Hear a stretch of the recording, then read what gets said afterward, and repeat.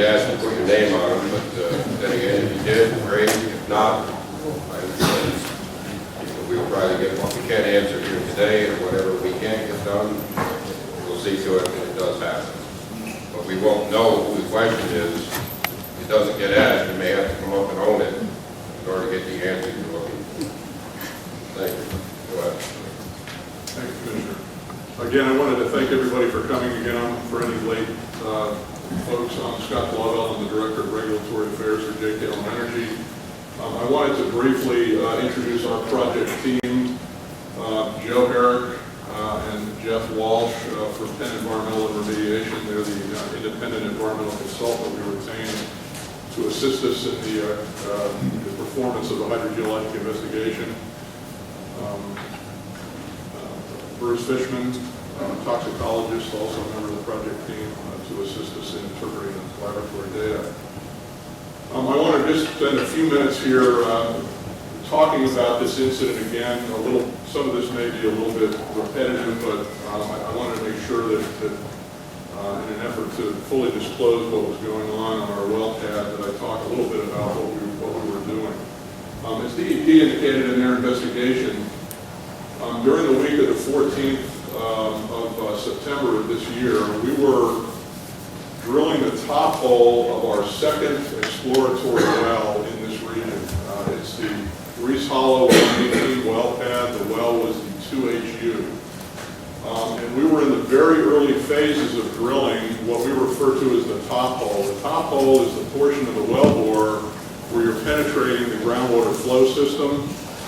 We were advancing toward a casing point of about 700 feet, which was the depth that we had determined was necessary to set our surface casing pursuant to the DEP regulations to case a minimum of 50 feet through the bottom of the groundwater flow system, no more than 200 feet, and you can't have any hydrocarbon shows behind your surface casing. So that's the process that we were engaged in.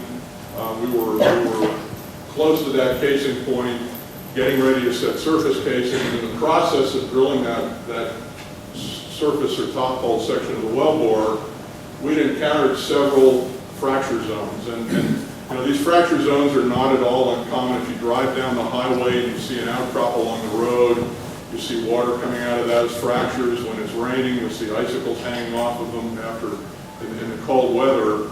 So those fractures are typically encountered. That's how groundwater moves in this part of the country, so they're not unanticipated. We encountered a fairly large inflow of water, and in order to remove the cuttings from the wellbore, when we have lots of water in the wellbore, a surfactant was used to assist in the removal of the cuttings. And then we were also using a hammer bit oil, which is typically used. The hammer bit oil that should have been used was not employed. But the hammer bit oil, we use an air hammer in that section of the wellbore, and that air hammer requires some lubrication. More appropriately, we might have used a vegetable-based oil, but that oil was not the hammer bit oil that was used during this phase of the wellbore. On Friday, the 18th of September, I received the first phone calls from residents downslope of the well pad that they had a foaming agent in their water supply. There were two residents that contacted me on the 18th and the 19th on a Saturday. At that point, we notified the DEP of the impacts. On the 22nd and the 23rd, JKLM notified two public water supplies in the area that our release was in or adjacent to the wellhead protection area for those water supplies, and we met with those water supply purveyors to discuss our incident. At that time, a decision was made as a protection or precaution to shut those water supplies down. Pumping water creates hydraulic influence, and as a precaution, we wanted to make sure that we didn't have any of the constituents from the release impacting the water supplies. On the 21st, JKLM contacted Penny and our independent environmental consultants, to begin assisting us with the investigation. And I'm going to have them talk in considerable detail this morning about the process that we've undergone in order to essentially leave no stone unturned to make sure we understand the pathway from the source area, our well pad, to the receptors, which are where the residential water supplies. On the 24th, we had also contacted the Potter County Department of Emergency Services, and we established a command post initially. We established on the 24th, we set up a field office here in town in order to address stakeholders' questions and concerns. Got a website up and running, and then we began initiating daily and weekly sampling activities, which Penny and I will go into in considerable detail during their portion of the presentation. We began weekly status reports in order to communicate with stakeholders about the nature of the release in an attempt to try to communicate fully what was happening in the area, how the release may have migrated, what the impacted receptors may have been, and then what our activities were to address that release. We began weekly status reports and press releases, as I mentioned, and then we began providing potable water to affected source owners. One of the things I'd like to try to do here at this presentation, there are a number of questions that we're aware of that have been asked previously. We've received some today, and we're going to try to spend a great deal of time talking about the analytical process or due diligence that we've gone through to identify the materials that were released, to fully understand the chemical nature of the ingredients in those chemicals. You know, we begin as an operator when a release has occurred by looking at safety data sheets or material safety data sheets that are provided by the manufacturer that delineate some information primarily for occupational exposure purposes about what chemicals may be present in those materials. Because not all of that information is fully disclosed because of trade secrets, as DEP indicated in their presentation, we in DEP actually collected samples of the products themselves that were on the well pad and did a very, very detailed chemical analysis of those products. And at this point, I think it's fair to say we probably know as much about what's in those products as the manufacturers do, and we know a great deal more than the safety data sheets provide when we review that information. So I'm going to turn this over to Penny and R. They're going to talk first about, to Joe Herrick, about the project team, what we did in our hydrogeologic investigation. As the DEP mentioned, this is an ongoing investigation. They'll talk about the project team, the capabilities, and the resources we brought to bear for the investigation, and the due diligence that we performed to try to understand the chemicals that were released. And then Jeffrey Walsh, who's a professional geologist, will discuss the results of our hydrogeologic investigation today. Thanks, guys. Good morning, everyone. My name is Joseph Herrick. I'm a Vice President with Penn Environmental Remediation. I run the Pittsburgh, Pennsylvania operations. I'd like to thank the commissioners for inviting us here today to talk, as well as JKLM for asking us. And before I begin, I'd like to wish everybody in the room Merry Christmas and Happy New Year. Who's Penny and I? We are a multidisciplinary group of environmental scientists that provide environmental consulting and engineering services throughout the tri-state area. We have offices throughout Pennsylvania. We also have offices down in West Virginia. We service, of course, the oil and gas industry, but we have many other industrial clients and other professional clients that we work with as well. We have a local office in Mansfield, Pennsylvania. Jeff Walsh is our regional vice president in charge of that office. We have extensive experience in the environmental consulting arena, environmental compliance, investigations, remediation projects. We have worked on a number of similar incidents, not only throughout the state of Pennsylvania and West Virginia, but also in this region. The Pennsylvania Department of Environmental Protection has worked with us in the past. I know they've seen some of our work on pad design and site closures.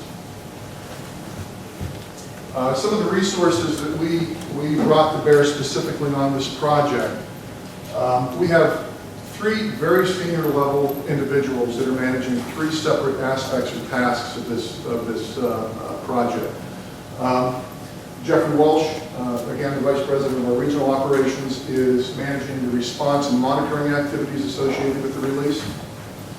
I'm managing the data management aspect of this project, which is a huge undertaking. As the state alluded to, there's hundreds of sampling points that we've collected samples from. There are hundreds and hundreds of samples collected from those points. We have tens of thousands of individual data points if you look at all the parameters that were tested for. What I'm managing is the portion of the project that makes sure that we coordinate with folks in the field, we understand what samples are being collected and where, what the analytical program is for that specific sample, tracking it through the lab to make sure that the laboratories are meeting holding times. We are getting that data back into our office. We have folks that are spending time with that information and data to make sure that it is usable, that it is correct and accurate. We're validating each individual data point that comes in. We are then summarizing that information in spreadsheets and report formats. That goes out to our client JKLM, who in turn shares it with the various stakeholders involved in the project in the state. We're doing weekly status reports to the state. We have 2 to 4, we also have Mike Christie, who is a vice president in our Hatfield office. He's actually one of the founders of the company. And he is managing the hydrogeologic investigation of this project. Mike's a professional geologist.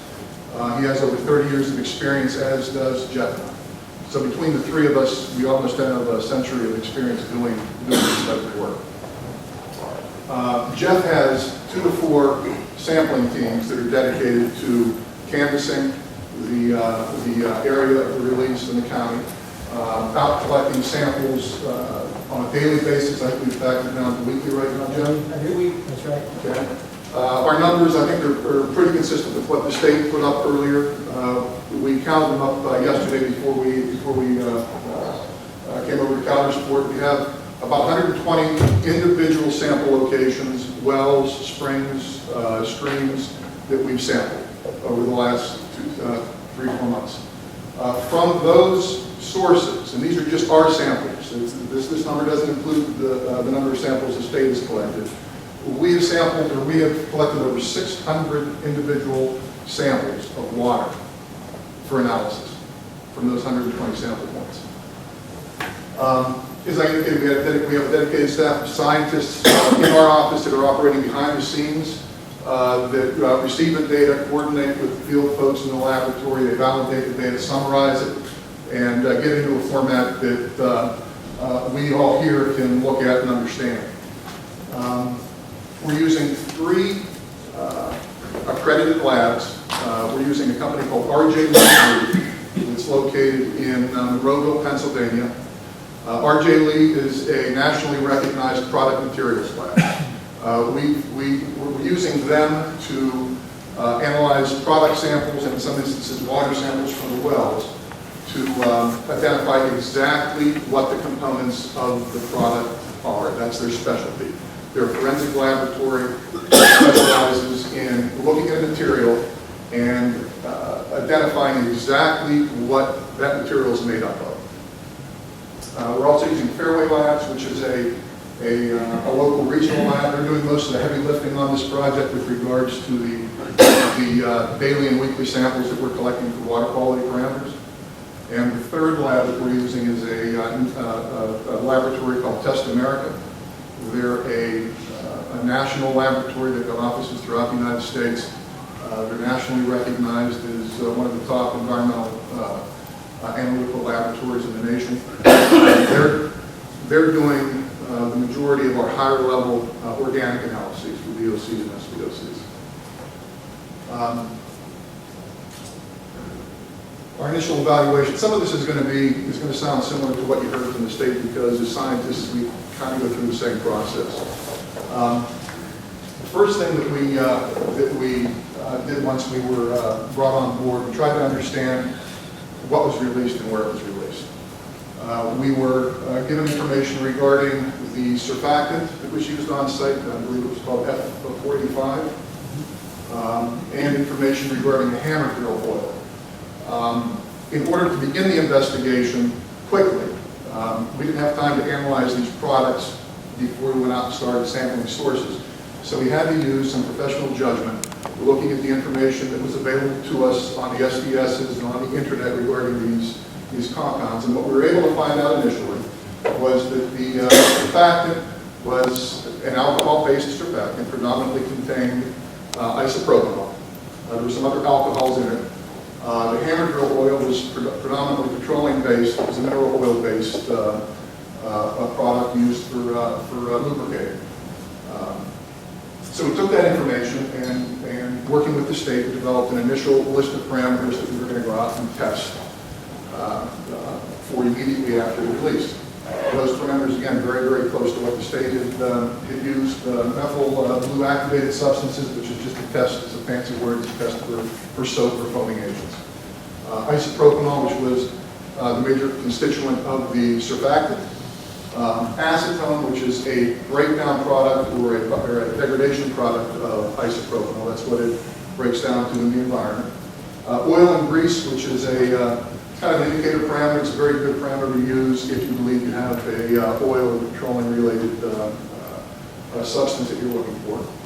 And we included, as the state did, we included a number of other parameters that are typically associated with releases at oil and gas sites, as well as some general water quality parameters to help us understand the water chemistry and see if there was anything associated with the groundwater that might interfere with how we interpret the data, or potentially how the contaminants might move or flow through the system. And some of those parameters included BTEX, metals, chlorides, total dissolved solids, total suspended solids, pH, alkalinity, E. coli, coliform, parameters such as that. While we were doing the initial sampling for that initial list of parameters, we took samples of the product themselves, and we sent those samples to RJ Lee Group. And we asked them to analyze those samples and tell us what was in them. They used predominantly two specific analytical procedures. One was Fourier transform infrared spectroscopy. The second was gas chromatography, mass spectroscopy.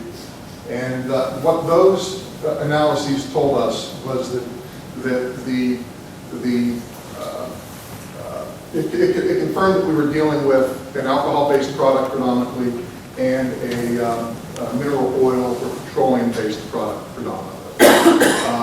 They certainly didn't suggest that there was a lot of other unknown substances in the products that we would need to be concerned about from an environmental standpoint. But even with that result, we decided to submit those product samples to Test America and have them do a very, very comprehensive, very, very broad range VOC, SVOC scan, as well as other organics. We included herbicides and pesticides and some of the PCB conjugates as well. We didn't do that, we certainly didn't do that analysis because we expected them, or those types of constituents to be present in the products. We performed that analysis to confirm our initial belief and the results of RJ Lee's analysis that we really shouldn't be seeing a lot of other constituents or components in the product. In addition to that specific list of parameters that we provided, which is predominantly the target compound list, the target analyte list, priority pollutant list, we told the lab, we told Test America that while they're analyzing the sample, when they get the results from their instruments, we want them to look at the results from the instruments. And if there is something that they see that is not a specific parameter on the specific list that we gave them, We asked them to tell us what it was, to do a library search, compare it against known standards, and try to identify other unknowns that might be in it that we didn't ask for a specific parameter.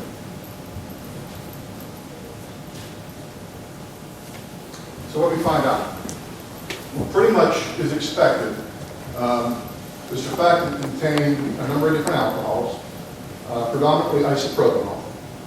It also contains some very low concentrations of other common organics. Isopropanol, though, was by far the largest component of the material. The hammerbit oil, again, predominantly mineral-based, and it contained a number of compounds that you typically find in petroleum products. We did find some VTEX in the hammerbit oil. With few exceptions, what that told us is, with few exceptions or additions to our initial list, the parameter list that we were initially using to screen the impacted water supplies was a pretty effective screening tool to capture the constituents that would be indicative of materials used on site. In other words, all of this analysis told us that there was really no surprises in the products beyond what we had initially expected to see. So, how do we use that information? Well, now that we have a really good feeling for what was in the products, we tweaked our parameter list a little bit, and we decided that in order to be extremely conservative, for the next couple of rounds of sampling at a number of the sources, we were going to collect samples and have them analyzed for that very broad spectrum list of parameters. All of the SVOCs, all of the VOCs, pesticides, herbicides, pollutant metals. With that, Jeff, I think what I'll do is I'll pass the baton over to you and let you talk a little bit about some of the results of the Okay, that sounds good. If you could advance to the next slide, please, Joe. As you can see, there's a general trend here to our presentation today. We really started at the 1,000-foot level, taking a look at the whole of an investigation to determine the extent and magnitude of the release. And Scott and Joe and I are delving down into more specific details, and I'm going to take yet another step in that direction here. And as you can see here on this slide, I have several current tasks that are just a portion of the hydrogeologic investigation that we're working on. As Jennifer Means mentioned during her talk, this investigation will be going on for some time, and there are other tasks that we will be taking on. But anytime you have a groundwater investigation, the realm that you're working in is really to understand and establish the key components of a watershed. So in a sense, we're actually conducting a watershed type of study. And as far as a regulatory framework goes, that prescribes what type of activities that we actually do. The Act 2 program is a very mature regulatory program in Pennsylvania, and that program guides us in this oil and gas release investigation. And that's the background for these current activities that we're undertaking. So I'll speak to each of these components that we're currently working on to report in on what we're seeing and what we're finding and what we have done to collect the information. In any groundwater release study, a receptor survey is one of the initial tasks that are performed, and you actually have heard information on that already. In a receptor survey, basically what we're doing is just reaching out into the watershed and identifying any conceivable receptors, potential receptors of contamination. You've already heard today that that includes water sources, both wells and springs, in any type of surface water body that is within the watershed. Because we are conducting a release investigation within the watershed, one of the things that we take into consideration is that the natural environment changes over time. So Randy and Bill Cosmer and I have talked about typical changes that we expect to see in the surface water of a watershed over a typical watershed year. So while we are sampling approximately 8 to 9 surface water locations in the watershed right now, we actually have closer to a dozen locations that we're watching because some of the streams are going to become wetter during the water year. So I'm giving you a sense of the forethought as far as the hydrogeology goes within the receptor survey. Secondly, we are continuing to collect hydrogeologic and sampling results all throughout the program. Joe really did a nice job in explaining how the analytical program is always broader than what we think we need to make sure that we're not missing anything. So we have ongoing conversations here as JKLM's consultant and consulting with Pennsylvania DEP to be sure that we're sampling enough points and maintaining an analytical program that's providing a wide range of information as we walk through all these things. Now, from a hydrogeologic standpoint, we're really looking at a bedrock aquifer here that's conveying groundwater and that conveyed the impact materials from the 118 pad. So one of the fundamental things that a hydrogeologist does is a fracture trace analysis, which really begins as a desktop evaluation using aerial photographs and identifying zones or lineaments where the bedrock probably has more fractures. So we've used the results of the fracture trace analysis to focus our study and placement of wells and sampling. And that has been completed as would be for any type of investigation that we're undertaking like this. Borehole geophysical program has been a part, as Bill Cosmer mentioned. And as far as borehole geophysics on the pad there, on the 118 pad, we've had 5 total boreholes that we performed an extensive array of sophisticated downhole geophysical methods. The 2HU borehole, which is now abandoned, received this type of a study, as well as the 4 monitoring wells that are now on the pad received that type of data. And basically, what the downhole geophysics is doing is it's really making a 3-dimensional picture of this bedrock aquifer. The type of information that it's gathering, it's actually gathering very specific pictures of every fracture in the borehole. It's getting its inclination, its aperture. We're collecting information on water flow, both coming in and out of the fractures. We have a heat flow log that we did that also measured flow within the borehole. So these are the types of information that we're gathering hard numbers on. We also have calculated hydraulic conductivities of particular zones within the monitoring wells. So we're really building a framework so that we can understand the migration of groundwater and then by association the migration of the contamination as well. That next point there, as I talked about, that assessment did include the 2HU borehole as well, and identifying the particular fracture that was responsible for carrying the surfactant material to the adjacent water supplies, as you've already heard. Well, I'll dive into the second to last bullet here has 2 subjects I'll touch on: the monitoring well installation as well as the abandonment of the 2HU. And Mike Peneteri really talked specifically about the materials involved in accordance with the work plan that was followed for the abandonment, but I'll speak to some other things. The monitoring well installation. 4 wells were installed on the pad to cover all the directions of groundwater flow.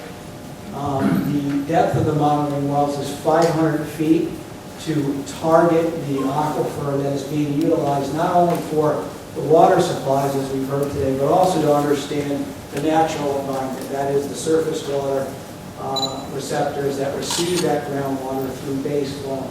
So we actually prepared a work plan that proposed specifications for those monitoring wells. And as we were drilling, we were making some decisions on their final designs as well, in consultation with DEP.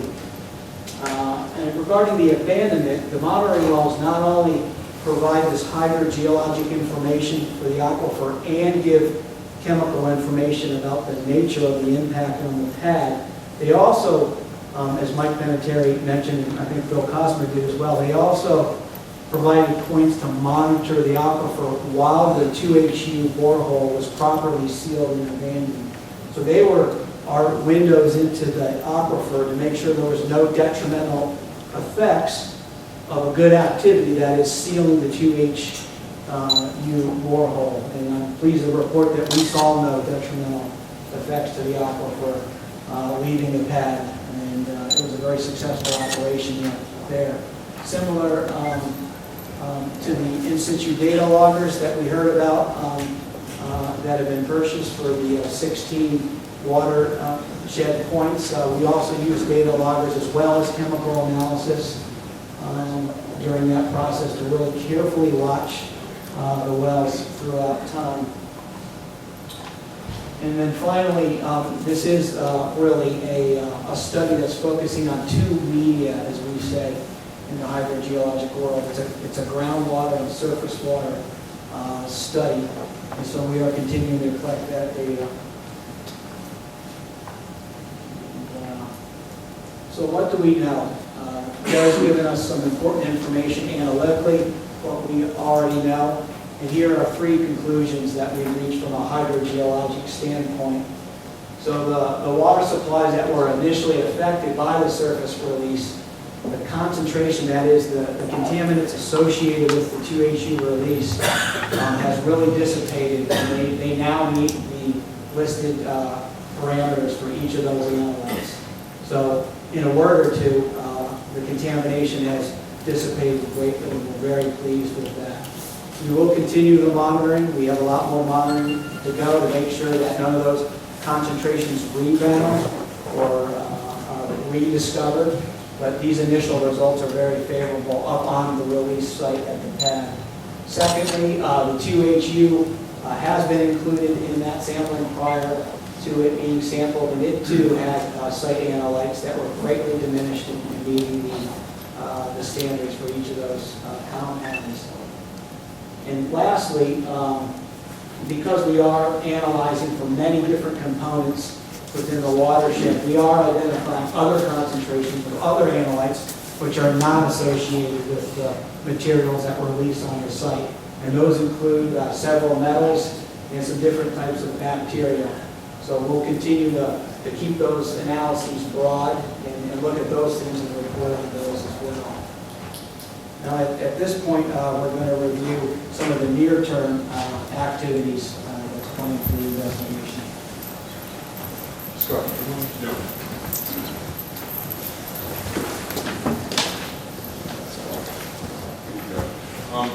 So let's talk a little bit about what's next in this process. We're going to continue to sample the impacted water supplies to confirm and demonstrate the effects of the release of abated, and we're working in consultation with the DEP, but we'll be performing confirmation monitoring to make sure, as Jeff mentioned, that the constituents of concern do not rebound for quite some time, quarterly over the next year or more. We'll continue to provide bi-weekly reports to the DEP and stakeholders throughout the process. And we have met with the affected owners of the water supplies over the last several days, and we'll be submitting a plan to the department here probably before Christmas to place the appropriate treatment on those water supplies as a precaution. As indicated, all of the water supplies are below the appropriate standards, particularly the US EPA primary and secondary drinking water standards. But as a precaution, we're going to place treatment systems on the affected water supplies to ultimately allow the residents to go back and use those water supplies. Right now, they're receiving water through water truck deliveries into large tanks that are placed in those homes, and you can imagine those water deliveries are disruptive to the homeowners. There are water trucks arriving in their homes probably every other day. So in an effort to eliminate the delivery of water in those tanks in the homes, we'll be submitting a proposal, an engineering proposal to the DEP to submit or to install treatment systems sometime after the first of the year as a precaution that will be placed permanently on those water supplies.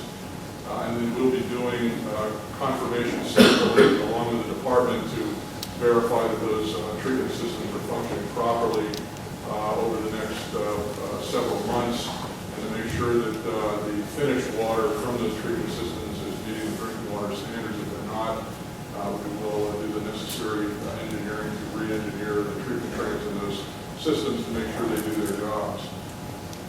And then we will continue to provide potable water to area residents until the DEP and the water supply owners agree that the treatment systems are operating properly, and the wells that those water supply, residential supply owners have been using can be brought back online. Okay. So with that, I will turn it back over to DEP to see if they have any final. Actually, I think we're done. Okay. Commissioner, I'll turn it back over to you. All right. Well, Paul, you've been sorting charts here. I guess now should we take another collection for this presentation? Hold them up. If you've got something relevant to JKLM, if you want a specific question, we're trying to keep them separated by DEP or JKLM. Are there any questions? Take some time if you have. I mean, as far as Is this I considered understand. an open meeting under the Pennsylvania Sunshine Act? What was that? Is this considered an open meeting under the As far as I Pennsylvania know. Sunshine Act? Well, under the Pennsylvania Sunshine Act, you have to provide adequate forum for people to present comments, as in they would have time to speak, Right, and they would be okay. able to come up and speak and submit their Well, comments. what I'd like to do is continue moving forward on as we were. We will get to that point. Well, if anybody's read the Pennsylvania Sunshine Act, you would have a presentation. Okay, but right now, what I'm trying to do is that there are other individuals here that just had questions that they wanted to be able to have asked, Okay. that we'd be able to do that. And you have You're it going to provide done. public comment form at the end, Sure. and it's going to be questions that can be answered by both you and the DEP. Well, to whatever degree they can answer them. I don't know the questions and I don't know the answers. Matt, we're good on objection. All right.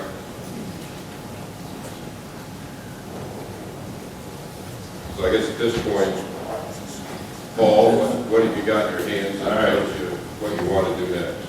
But you will get your opportunity. Not mine. We're in the dust.